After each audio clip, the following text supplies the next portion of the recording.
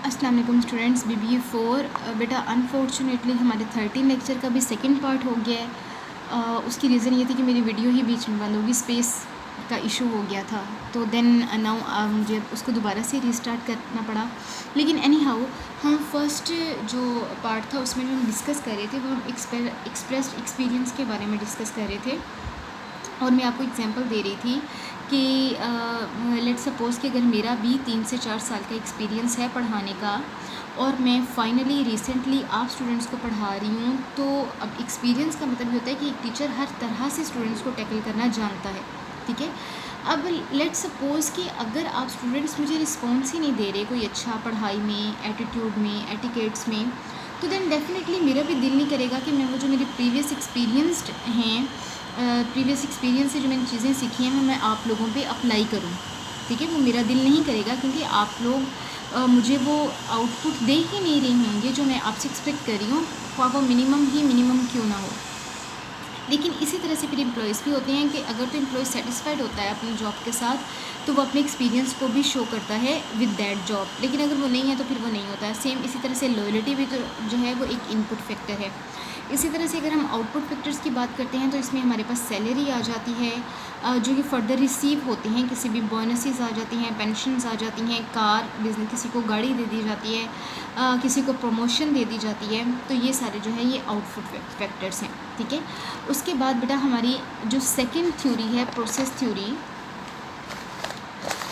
वो है हमारी गोल सेटिंग थ्योरी। ये थर्ड वन, तीसरी प्रोसेस थ्योरी है, जो कि है गोल सेटिंग थ्योरी। बेटा इसमें बेसिकली ये गोल सेटिंग थ्योरी इसका नेम ही मेंशन कर रहा है। इसमें ये कहा गया कि मैनेजर्स जो हैं उनको प्लान करना चाहिए कि उन्होंने अपने एम्प्लॉयज़ को मोटिवेट कैसे करना है या कैसे मोटिवेट रखना है। ठीक है। अब जैसे मैं आपको अगर बैंकिंग सेक्टर की मैं आपको एग्जांपल देती हूँ, तो बैंकिंग सेक्टर में क्या होता है कि उनके जो न्यूली हायर्ड एम्प्लॉयज़ होते हैं या इवन कोई 10 साल पुराना एम्प्लॉय भी है, तो उन्होंने जो है वो उनकी मेरे ख्याल से 3 से 4 माह के बाद जो है वो किसी न किसी डिपार्टमेंट की मीटिंग या वर्कशॉप या सेमिनार इस तरह से ज़रूर कंडक्ट होता है, तो जिसमें जो है वो पुराने एम्प्लॉयज़ भी पार्टिसिपेट करते हैं और नए एम्प्लॉयज़ भी पार्टिसिपेट करते हैं। तो वो इस तरह से सबको जो है वो एक तो लर्निंग सबकी बेहतर होती है और फिर उसमें जो पुराने एम्प्लॉयज़ हैं उनको रिवॉर्ड्स भी शायद थोड़े बहुत दिए जाते हैं ताकि जो नए एम्प्लॉयज़ हैं वो देख के मोटिवेटेड हों कि कल को हमने भी इस जगह पे होना है। तो ये एक बहुत अच्छा सिस्टम मुझे हमारे यहाँ पाकिस्तान में बैंकिंग सिस्टम का लगता है कि हर डिपार्टमेंट वाइज जो है ना उन्होंने प्लान की हुई होती हैं, मीटिंग्स प्लान की हुई होती हैं, सेमिनार्स प्लान किए गए होते हैं या वर्कशॉप्स प्लान की गई होती हैं। तो उनको उस लिहाज से फिर जो है वो अपने जो एम्प्लॉयज़ हैं उनको मोटिवेटेड रखते हैं कि आपने जो है वो अच्छे तरीके से काम करना है। तो बेटा सेम यही कॉन्सेप्ट मैंने आपको दे दिया। गोल सेटिंग थ्योरी भी यही कहती है कि जो HR डिपार्टमेंट है या जो मैनेजर्स हैं उन्हें क्या करना चाहिए, should plan step actions to be accomplished in order to motivate the employees, कि उन्हें क्या करना चाहिए, उन्हें अपने एम्प्लॉयज़ को मोटिवेट करने के लिए कुछ स्टेप्स को प्लान करना चाहिए। जैसे मैंने आपको पहले कहा कि आप वर्कशॉप्स प्लान कर लें, आप ट्रेनिंग सेशंस प्लान कर सकते हैं, आप रिवॉर्ड सिस्टम प्लान कर सकते हैं। एक थोड़ा सा छोटा सा रिवॉर्ड सिस्टम हो गया कि जी इस बेस पे रिवॉर्ड मिलेगा, इस बेस पे रिवॉर्ड मिलेगा। So this is all about the actions that how you can keep your employees motivated as well. तो यही जो था कॉन्सेप्ट ये गोल सेटिंग थ्योरी का था और उन्होंने कहा कि मोटिवेट करना और दूसरी बात कीप मोटिवेटेड देम, और उनको मोटिवेट रखना ये बहुत ज़्यादा ज़रूरी होता है टूवर्ड्स अ पर्टिकुलर गोल। किसी भी ख़ास गोल के लिए जो गोल सेटिंग है, जो काम है उनका, वो उनको समझा दिया जाए एम्प्लॉयज़ को एक दफ़ा, तो then definitely they would be able to do the work as per the requirements of the managers और द हाई लेवल अथॉरिटी। ठीक है। अच्छा, अब बेटा यहाँ पे कुछ गोल सेटिंग की बात जब हो रही है तो कुछ एडम ये प्रेजेंट की थी थ्योरी मालूम्स ने, MALLMS में नेम्स ही मैंने मेंशन किया, लेकिन आई थिंक ये मालूम्स की ही थ्योरी थी। मालूम्स थे, हाँ ये मालूम की ही थी। अच्छा जी, अब बेटा आगे फर्दर वो क्या कह रही हैं कि उसने मज़ीद जो फोकस किया, उसने गोल्स की अहमियत पे जो है वो उसने फोकस किया था कि गोल्स कितने इम्पोर्टेंट होते हैं एम्प्लॉयज़ को मोटिवेट रखने में या करने में। तो चूँकि goals are the main source of motivation, जब एक गोल सेट हो जाता है तो you are actually giving the right direction to your employees. तो जब एक एम्प्लॉय को डायरेक्शन मिल जाती है तो यानी कि वो कहते हैं कि जब आप बनी बनाई बिरयानी जो है वो प्लेट में सर्व कर देते हैं तो फिर खाने के लिए तो इंसान मोटिवेट होगा ही ना, तो वो फिर खाए बगैर तो इंसान नहीं रह सकता। तो इसी तरह से कहते हैं कि जब आप क्लियर डायरेक्शंस दे देंगे अपने एम्प्लॉयज़ को तो then definitely it would be easy for them to accomplish a particular goal. ठीक है, goal gives the direction, linked the task performance, direction मिल जाती है तो इससे टास्क परफॉर्मेंस भी बेहतर होती है।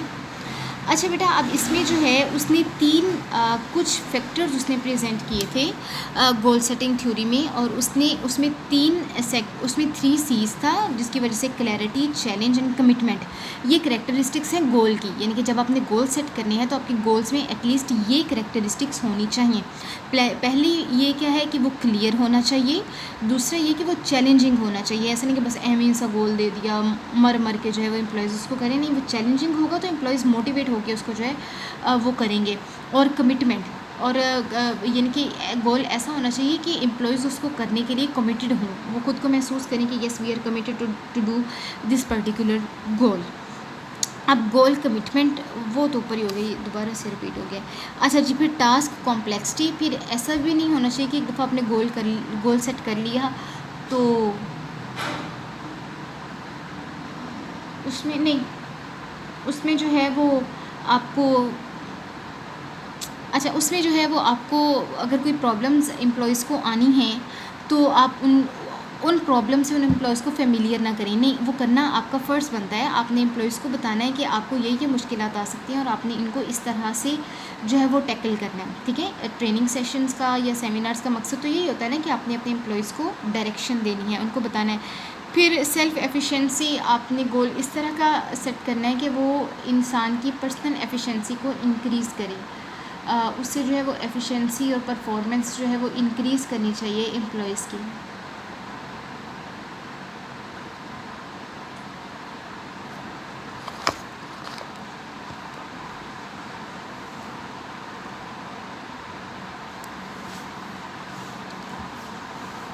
तो बेटा ये हमारी थी प्रोसेस थ्योरीज़। आज हमने 3 प्रोसेस थ्योरीज़ ख़त्म कर ली हैं और उसके बाद जो है ये आपकी एक असाइनमेंट है। आज डेट ये मैंने 30 जुलाई की मेंशन की हुई है, बट आई डोंट नो कि आज डेट 30 ही है। आप जब भी ये लेक्चर सुने तो वो 30 ही हो सकती है। तो बेटा ये 30 जुलाई इसकी अनाउंसमेंट डेट है और 3 अगस्त को जो है वो आपने इसको मुझे सबमिट करवाना है। और इसमें आपका टॉपिक जो है वो appraisal system in an organization. Appraisal system का मतलब, अप्रेजल का मतलब होता है दाद देना, तारीफ़ करना। रिवॉर्ड्स जो हैं वो आपने अपने एम्प्लॉयज़ को जो है वो किस तरह से आपने उनको अप्रेज़ करना है।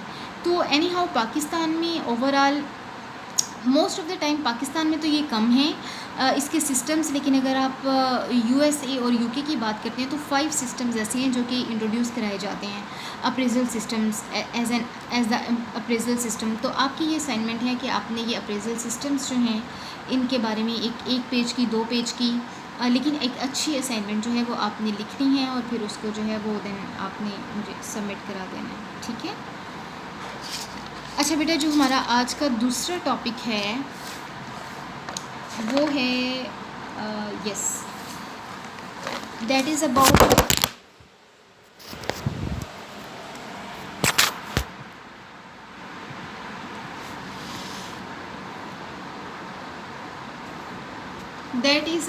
The emotions and the moods कि इमोशंस और मूड्स की, जैसे मैंने लेक्चर नंबर 13 के स्टार्ट में ही मैंने जो है वो जिक्र किया था कि इमोशंस और मूड्स का क्या मतलब होता है और उनकी क्या इंपॉर्टेंस होनी चाहिए एक वर्क प्लेस के ऊपर और उसको किस तरह से जो है वो डील करना चाहिए।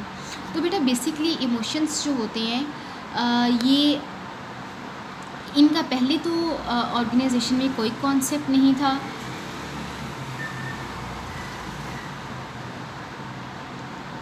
क्योंकि पहले ये समझा जाता था, पहले टाइम्स में ये समझा जाता था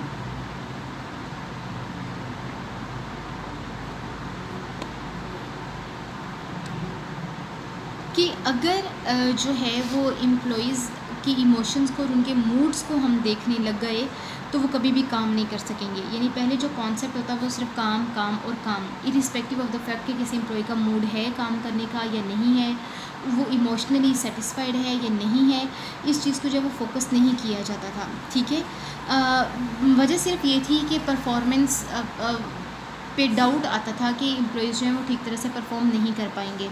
लेकिन एनी हाउ अब जो है वो इमोशंस को और मूड्स को जो है वो अहमियत दी जाने लगी है। उसकी रीज़न ये कि ये इस रियलिटी को एक्सेप्ट किया जाने लगा है कि चूँकि ऑर्गेनाइजेशनल बिहेवियर बनता ही उस ऑर्गेनाइजेशन में काम करने वाले लोगों से है, और वो लोग जो हैं वो चूँकि लिविंग ऑर्गेनिजम्स हैं, उनके अपने मूड्स हैं, अपने इमोशंस हैं, तो हमें वर्क प्लेस पे भी उनके मूड्स को और इमोशंस को जो है वो प्रेफरेंस देनी चाहिए। ओनली देन ही आप अपनी ऑर्गेनाइजेशन के बिहेवियर को जो है वो आप वो बना सकते हैं, इम्प्रूव कर सकते हैं। ठीक है, तो एनी हाउ जो बातें मैंने आपको बता दी हैं वो मैंने यहाँ पे लिखी हैं।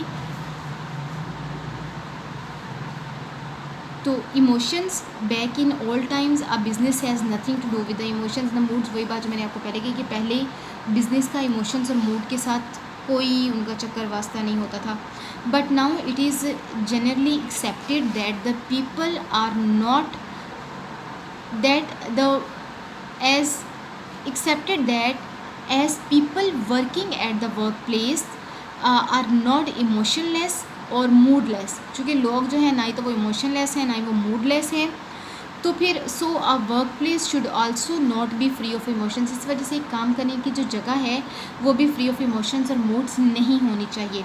सो why being said no to emotions, फिर वही रीज़न मैंने आपको बता दी कि इमोशंस को जो है वो नो क्यों कहा गया था पहले टाइम्स में। उसकी रीज़न ये थी कि ये माना जाता था कि इमोशंस जो हैं वो इंसान को फ्रस्ट्रेट करते हैं, उसको डिट्रैक्ट करते हैं अपने काम को परफॉर्म करने से। एंगर, बिला वजह का एंगर इंसान में होता है, लव का फैक्टर हो, हेटर्स का फैक्टर हो, ग्रीफ का फैक्टर हो सकता है, जॉय का फैक्टर हो सकता है, या सोरो का फैक्टर हो सकता है। तो ये सारे फैक्टर्स जो हैं ये मिलके क्या करते हैं, detract employees from the performance, employees को उनकी परफॉर्मेंस से डिट्रैक्ट करते हैं। ठीक है, so things affecting the emotions and the moods, emotions E for the emotions and M for the moods.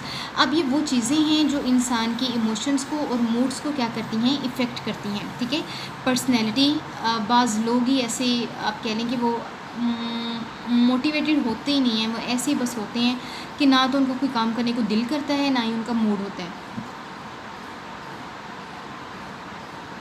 फिर वेदर, समटाइम्स ऐसा हमारी क्लास में भी होता है, आप बच्चों के साथ भी होता है कि कभी मौसम बहुत अच्छा होता है और अपने टीचर से कह देते हैं कि आज मौसम बहुत अच्छा है, आज हम नहीं पढ़ते, आज इंजॉय करते हैं। तो एनी हाउ जो चीज़ें इमोशंस को और मूड्स को टैकल करती हैं वो वेदर्स हैं। फिर टाइम, डे टाइम है, जैसे कि आप सुबह सुबह के टाइम जब आप यूनिवर्सिटी में आते हैं तो आप खुद को ज़्यादा एक्टिव महसूस करते हैं। फिर ज़रा दोपहर हो जाती है तो वो ज़रा एक्टिवनेस डिक्रीज़ हो जाती है और शाम को वो बिल्कुल ही ख़त्म होने के करीब आ जाती है। तो ये टाइम, डे टाइम हो गया, मिड टाइम हो गया या इवनिंग टाइम हो गया, ये टाइम्स भी जो हैं इंसान के इमोशंस को और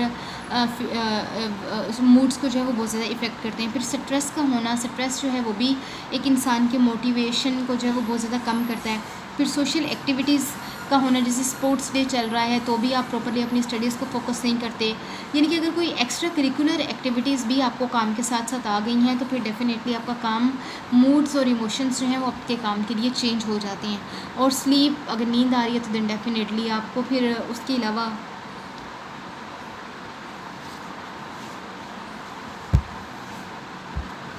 अच्छा बेटा आगे जो है व्हाट इज़ द इमोशन, ये मैंने उनकी डेफिनेशंस को जो है ये मैंने राइट किया है कि इमोशन क्या है। Emotion refers to the intense behaviour. बेटा इमोशन जो होते हैं वो इंटेंस बिहेवियर्स होते हैं। ठीक है, लाइक जैसे लव का इमोशन हो गया, हेटर का इमोशन हो गया, एंगर हो गया, इसके अलावा गम, किसी को ग्रीफ है, सोरो है, कोई जॉयमेंट के इमोशंस हो गए, लेकिन ये इंटेंस होते हैं, ये शदीद होते हैं। और when a person feels these emotions तो इसका मतलब ये होता है कि अगर वो गुस्सा है तो जब तक उसका गुस्सा निकल नहीं जाता उसको सुकून नहीं मिलता। अगर वो गम में है तो जब तक वो गम उसका हल नहीं हो जाता, कोई सल्यूशन नहीं निकल आता उसकी प्रॉब्लम्स का, वो खुद को सुकून में महसूस नहीं करता। तो इस वजह से इमोशंस में को कहा जाता है कि ये इंटेंस बिहेवियर्स हैं which have expressed on someone, और ये वो इमोशंस हैं जो हम एक इंसान किसी दूसरे इंसान पे एक्सप्रेस करता है, ठीक है। जैसे गुस्सा है, मुझे गुस्सा आ गया, मैंने आप लोगों पे उसको एक्सप्रेस कर दिया, ठीक है। गम है, वो इंसान जो है वो सिर्फ अगर एक फैमिली मेम्बर जो है वो ग्रीफ में है, सोरो में है, तो वो ऐसा नहीं है कि वो बाकी फैमिली मेम्बर्स को इफ़ेक्ट नहीं करेगा, वो ज़ाहिर सी बात है उसका वो ग्रीफनेस, उसकी वो सोरोनेस जो है वो एक्सप्रेस होगी बाकी मेम्बर्स के ऊपर भी। इस तरह से एंगर है, लव है, हेटर है, तो ये हम एक्सप्रेस करते हैं अपने इमोशंस को दूसरे किसी पर्सन के ऊपर। लेकिन मूड्स जो हैं वो एनी हाउ, चूँकि इमोशंस जो होते हैं वो लॉन्गर टाइम पीरियड के लिए हो सकते हैं, और मूड्स जो होते हैं वो शॉर्टर टाइम पीरियड के। लाइक आपका अभी काम करने का मूड नहीं था, आपके फ्रेंड ने कहा अच्छा यार आओ अब बाहर आउटिंग पे चलते हैं, तो आपको फ़ौरन से मूड बन गया। तो मूड्स को कंसीडर किया जाता है कि ये शॉर्ट टाइम पीरियड के लिए होते हैं, इसी वजह से इनको कहते हैं कि ये माइल्ड इंटेंस होते हैं, यानी कि कम इंटेंसिव होते हैं। Mood refers to the mild intense behaviour, ये कम इंटेंस बिहेवियर को जो है वो इसको रेफ़र किया जाता है। और and has no contextual basis, और इसकी जो है वो कोई भी कॉन्टेक्चुअल बेसिस नहीं होती। बेटा कॉन्टेक्स्ट का मतलब होता है कि होने की कोई ना कोई वजह होनी चाहिए। लाइक अगर मुझे आप लोगों पे गुस्सा आ गया तो उस गुस्सा की कोई ना कोई वजह होनी चाहिए, तो वो वजह क्या होगी, वो कॉन्टेक्चुअल फैक्टर होगा जो कि आपकी इमोशंस को जो है वो चेंज करता है। लेकिन चूँकि मूड, अब लेट्स सपोज़ कि अब मैं ही आपको लेक्चर दे रही हूँ, ठीक है, अचानक मेरा मूड ही नहीं कर रहा कि मैं बोलूँ, मैं लेक्चर दूँ, या मैं उस तरह से लेक्चर दूँ जिस तरह मैं पहले दे रही थी, तो चूँकि वो विदाउट एनी रीज़न है, कोई रीज़न नहीं होती इसकी, स्पेसिफिकली कोई ख़ास रीज़न नहीं होती आपके मूड के पीछे, तो इस वजह से जो है वो इसको कहा जाता है कि मूड्स जो हैं वो हैज़ नो कॉन्टेक्चुअल बेसिस, उनकी कोई भी कॉन्टेक्चुअल बेसिस नहीं होती हैं, ठीक है। लेट्स सपोज़ कि अगर आप किसी से, आपका मूड है ना पढ़ने का, तो आपको खुद भी नहीं पता होता कि यार मेरा मूड क्यों नहीं है, आप इवन खुद वेट कर रहे होते हैं कि मूड बने तो मैं जो हूँ मैं अपनी स्टडीज़ को लेके बैठूँ, ठीक है। अच्छा बेटा, अब ये मूड और इमोशंस का इफ़ेक्ट क्या होता है आपके काम के ऊपर या आपकी परफॉर्मेंस के ऊपर या एक ऑर्गेनाइजेशन के ऊपर। बेटा ये मूड्स या इफ़ेक्ट्स जो होते हैं ये एक दो तरह के होते हैं, या तो पॉजिटिव होते हैं या नेगेटिव होते हैं। तो वो जिस भी तरह से हों, अगर तो वो पॉजिटिव हैं तो वो एक्टिवनेस लेकर आते हैं आपके अंदर, अगर वो पॉजिटिव हैं तो वो वर्बल और नॉन वर्बल, यानी कि अगर लेट्स सपोज़ कि अगर मेरा पढ़ाने को बहुत दिल कर रहा है और मेरा मूड भी है, मेरे इमोशंस में, मैं आपको पढ़ा रही हूँ, पूरे दिल से पढ़ा रही हूँ, तो देन डेफिनेटली मेरे जो एक्सप्रेशंस होंगे, मेरे जो जेस्चर्स होंगे, जो वर्बल और नॉन वर्बल कम्युनिकेशन फैक्टर्स हैं सारे, वो ना सिर्फ मेरी ज़ुबान का साथ देंगे, बल्कि वो आप स्टूडेंट्स के जहन में उन कॉन्सेप्ट्स को समझने के लिए भी वो बहुत ज़्यादा हेल्प आउट होते हैं। तो इस वजह से कहा जाता है कि ये इमोशंस या मूड्स जो हैं, अगर ये पॉजिटिव हैं तो ये इंसान की वर्बल और नॉन वर्बल कम्युनिकेशन को भी जो है वो बहुत ज़्यादा पावरफुल करते हैं, ठीक है। और फिर ये तो है एक इंसान की पर्सनल जो इम्पैक्ट आता है ना, उसकी पर्सनैलिटी पे जो इम्पैक्ट आता है। लेकिन ओवरऑल जो ऑर्गेनाइजेशन पे इम्पैक्ट आता है वो क्या होता है कि सिलेक्शन क्राइटेरिया, यानी कि जो पैनल पे बैठे, एचआर पैनल पे बैठे हुए जो एम्प्लॉयज़ होते हैं, जो मेंबर्स होते हैं, जो एम्प्लॉयज़ को सिलेक्ट करे होते हैं, अगर वो मोटिवेटेड है, अगर वो satisfied to their emotions and moods हैं, तो डेफिनेटली सिलेक्शन क्राइटेरिया बहुत अच्छा जाता है। फिर डिसीजन मेकिंग प्रोसेस जो है वो भी बहुत अच्छा और पॉजिटिव चलता है। इसके अलावा क्रिएटिविटी आती है आपके काम में, मोटिवेशन, आप एम्प्लॉयज़ मोटिवेटेड महसूस करते हैं खुद को, और इस तरह से लीडरशिप भी जो है वो बेहतर होती है। तो बेटा आज हमारा ये 13 जो टॉपिक है, 13 लेक्चर जो है वो हमारा कंप्लीट हो गया है। और इन लेक्चर नंबर 11, लेक्चर नंबर 12 और लेक्चर नंबर 13 में हमने जो है वो बेसिकली मोटिवेशन के बारे में पढ़ा है, और एट द एंड जो है वो हमने मूड्स के बारे में और इमोशंस के बारे में पढ़ा है। तो अब इंशाल्लाह हमारा 14th लेक्चर जो है वो एक डिफरेंट आपके होगा, सिलेबस कंटेंट के साथ होगा। एंड आई होप सो कि आपको इन तीनों जो लेक्चर्स हैं आपके मोटिवेशन के बारे में उसकी अच्छे से समझ आई हो। अगर नहीं भी कोई भी क्यूरी हुई तो आप मुझसे व्हाट्सएप पे पूछ सकते हैं, ठीक है। और बेटा ये जो असाइनमेंट है ये आप काइंडली, मुझे आई नो कि ईद डेज़ हैं, लेकिन एनी हाउ थोड़ा सा टाइम निकाल के जो है वो आप इसको करके तो मुझे 3 अगस्त तक जो है वो आप मुझे सबमिट करा दीजिएगा, ठीक है। बल्कि ऐसा करेंगे कि इस दफ़ा जो है वो आप सब लोग अपनी असाइनमेंट्स जो हैं वो सीआर को और जीआर को सबमिट कराइएगा। फिर सीआर और जीआर जो हैं वो एक फ़ाइल बना के जो हैं यानी कि CR जो है वो सारे बॉयज़ की और GR जो है वो सारी गर्ल्स की बना के, तो वो मुझे एक पूरा फॉर्मेट जो है वो मुझे सेंड कर दें। या फिर ऐसा भी हो सकता है कि GR एक फ़ाइल बना के वो CR को सेंड कर दें और CR पूरी क्लास की जो एज़ अ होल जो मेरे पास प्रेजेंटेशंस होंगी वो एक ही फ़ाइल में पड़ी होंगी। क्योंकि ऐसे जब आपकी अलग अलग प्रेजेंटेशन आती हैं, कोई जो है वो व्हाट्सएप पे सेंड कर देता है, कोई मेल पे सेंड कर देता है, तो वो मेरे मोबाइल के अपने बड़े टेक्निकल इश्यूज़ हो जाते हैं। फिर किसी की ओपन हो पाती है, किसी की नहीं हो पाती, किसी की मिलती है, किसी की नहीं मिलती। तो वो एक बड़ा प्रीवियस जो आपकी असाइनमेंट रही है उसमें मैं बड़ी हेक्टिक होके मैंने जो है वो उस रिस्पॉन्सिबिलिटी को पे किया है। तो अब जो है वो सारे आप स्टूडेंट्स जो हैं वो CR को सबमिट कराएंगे और देन जो है वो एक पूरी क्लास की जो फाइल है वो मुझे सबमिट कर देंगे। ठीक है, ओके बेटा, अल्लाह हाफ़िज़।